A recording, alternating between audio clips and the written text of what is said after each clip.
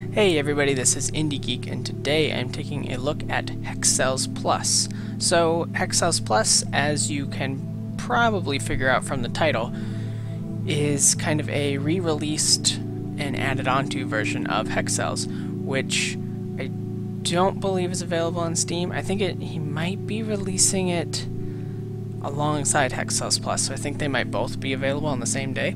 But it is a puzzle game by Matthew Brown. And I have played the original, so I'm going to do a video on the Plus version. And I believe I saw that Hexcells Plus will be $3 on Steam, but don't hold me to that. That is just my rough estimate. So I've played a little bit, so I'm going to just kind of jump in with the first level here, and we will talk about Hexcells Plus. So, remove orange hexes to reveal the pattern underneath. The number in an empty hex tells you how many adjacent hexes are part of the pattern. Left-click to mark a hex as part of the pattern. Right-click to destroy hexes that aren't part of the pattern. So, I should say, I absolutely love Minesweeper, and I love Picross. And this feels like Minesweeper and Picross came together and created an amalgamation of both games to create one puzzle game, and that's Hexcells. And you'll see that as we go on. So basically, this 0 is telling us that neither of those are going to be part of the pattern, which is also what these are all telling me. So then we've got that. Okay, so 3 has to be there. This is touching 1. I mean, it's going to be a little awkward for me to just work you through my process of doing this. So basically what I'm going to do for this video is I'm just going to do a few puzzles, show you kind of the basics, and call that a day for this one.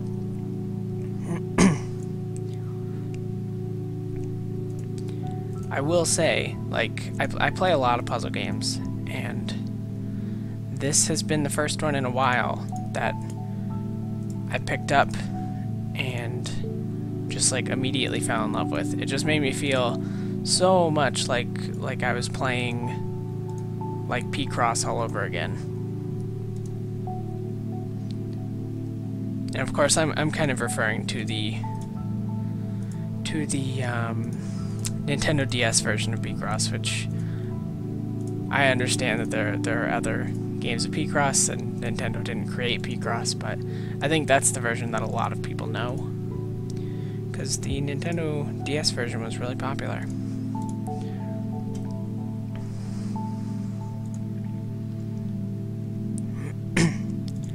So, this is, it's going to be one where I think chances are you're going to know, as soon as you see it, if this is for you or not. And there's not a whole lot that I can really say to kind of help you make that decision. I think the biggest thing is if you're someone who's ever found yourself just sitting down and playing Minesweeper, I think you can pretty much guarantee that you like this. Or if you're someone that got really into Picross, I think you can guarantee that you're gonna like this, because I am having a very good time with it so far, and I'm definitely looking forward to putting in more time. So this is where we start getting more additional rules. So numbers inside brackets give the additional information that adjacent hexes are connected. So then we can start figuring things out like that, and we can start using a little more abstract thinking. So what I did there was, this kind of goes back to some Picross rules, right? So if 3 are connected, then those 2 have to be it, and then if that's that for this 2, then that has to be it, and that's how, I solved that particular problem.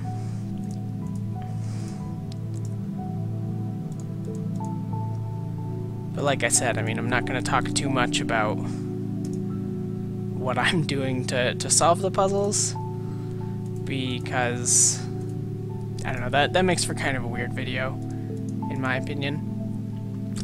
But I will kind of tell you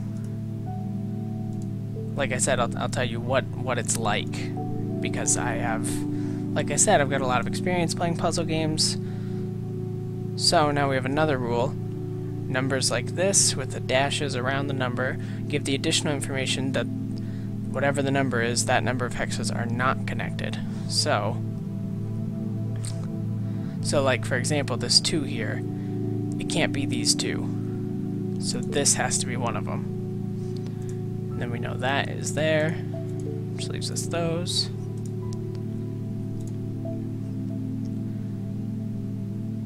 The other thing I will say is that this is another game that I sat down to take a look at and was having a hard time stopping,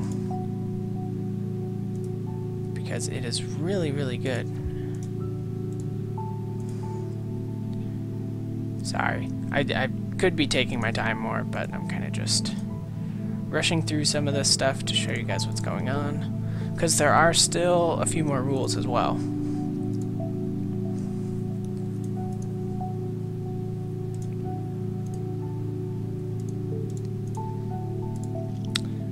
Art-wise, I think it works.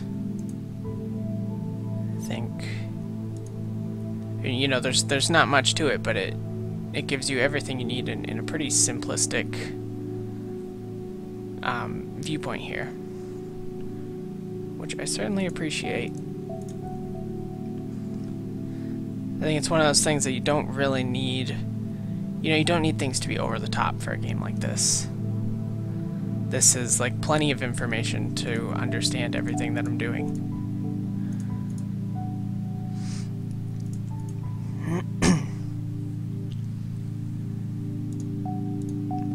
And then the music is nice. It's just kind of an ambient soundtrack going on, and that's fine.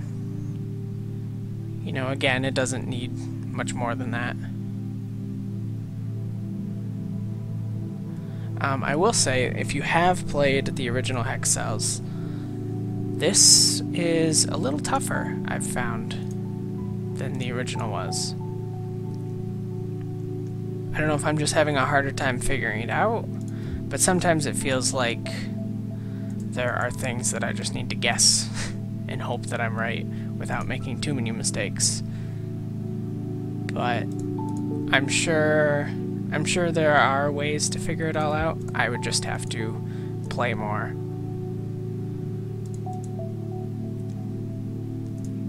Okay.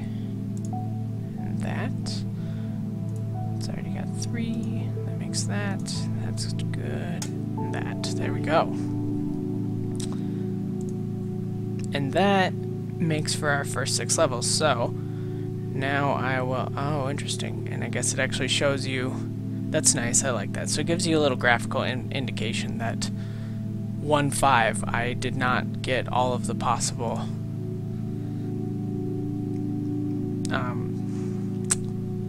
what am I trying to say? I didn't get all of the possible points, basically. I don't know what to really call them. I guess they're also hexes.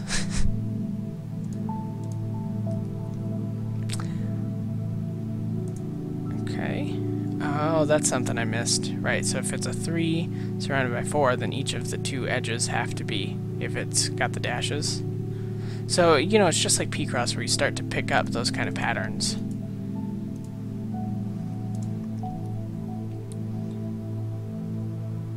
But yeah, as someone who really, really loves both Picross and, like I said, Minesweeper, this game, like, I started it up and I just felt right at home.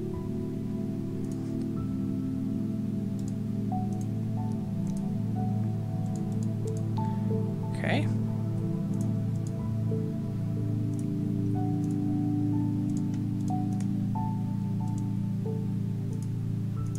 There we go, and that should give me, yeah, so that got me all of them. So now, oh, and it unlocked the 3rd set of levels.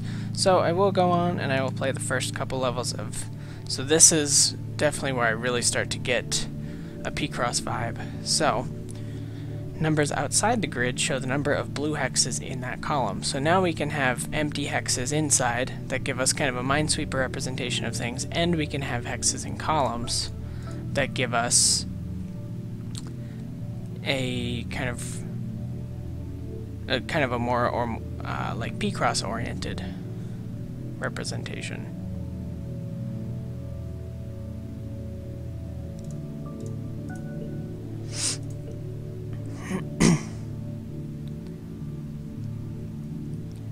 I mean, I don't know that I really have to say like too much more about the game. I'll probably just play through a few more levels, kind of show what's going on.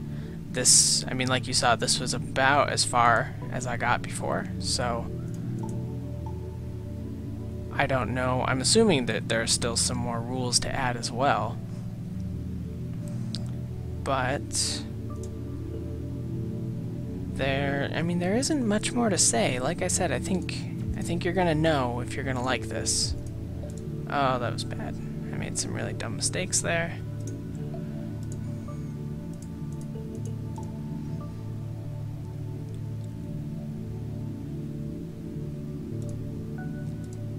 And it is good. I'm having a good time with it. I think it's definitely one that I could see myself continuing to play as, you know, kind of like a casual lunch break kind of game or something. You know, I don't know if it's really one that I'm going to sit and play for hours on end, but so you can see, like, these levels in 2 so far, I have not gotten all the gems for yet, because they do start to get pretty tough, as you can see, and I appreciate that. So one of the tricks you can do here is, like, this says 5, so there's 5 in this whole column, but there's only 2 of them in here, so we know that 1, 2, 3. And we can't quite do that trick there, but that is 4, so we know that. That gives us that.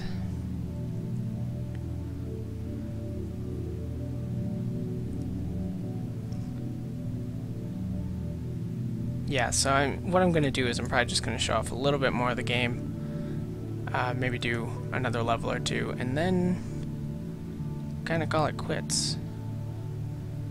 Because I don't want to show off too much. I think what I want to do is still leave stuff for you guys. That was actually an accident that I clicked that last one. Just kind of lucky that it worked out.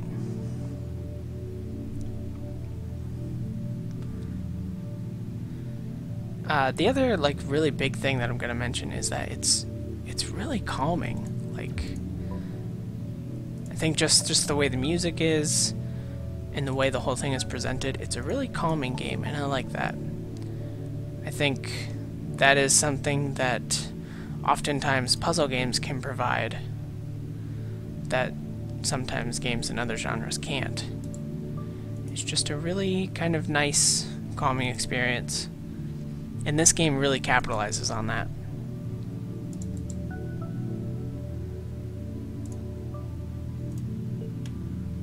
So, there's not too much left here. Okay. Nope. But we know that, and that. So, that finishes that. With that being said, I am going to, I think I'm going to wrap this up. Maybe I'll do one more level. So I'll just go, yeah, because this will cover everything that I played through on my own. Okay. So as you can see, like, this starts to get pretty overwhelming. With, you know, the fact that you have to remember the rules for every single kind of tile, as well as paying attention to what's here in the columns and what's, you know, on the empty hexes in the game.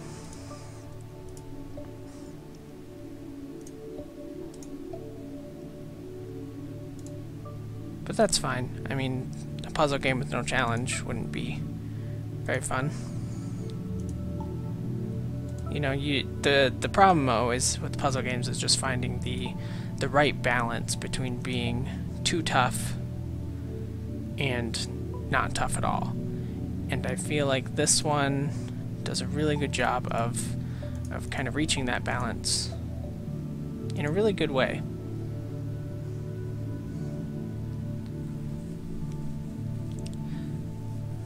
Let's see. Okay, 1, 2, 3, 4, 5, 6, 7. So one more of these. I'm gonna say it's nope. It's this one.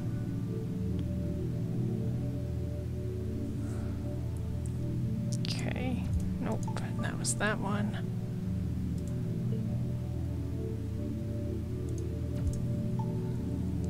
Like I said, I'm not great at this. A lot of times, and I had the same problem with Picross. Sometimes I'd get just like a little too impatient to figure it out the right way. So my solution would just be to start guessing. So I'm not like, I mean, I'm not the best at puzzle games, but I do still enjoy playing them. And, you know, that's kind of what it's all about. And I don't think you have to be particularly good at this game to enjoy it either. You know, I mean, like I said, I'm not like a whiz at this. I'm just kind of, a lot of times I'm guessing if I can't figure it out quickly and I get a little impatient, but that doesn't mean I'm not having fun.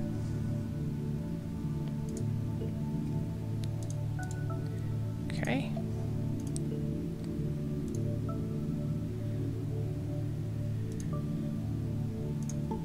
Alright, and that is that.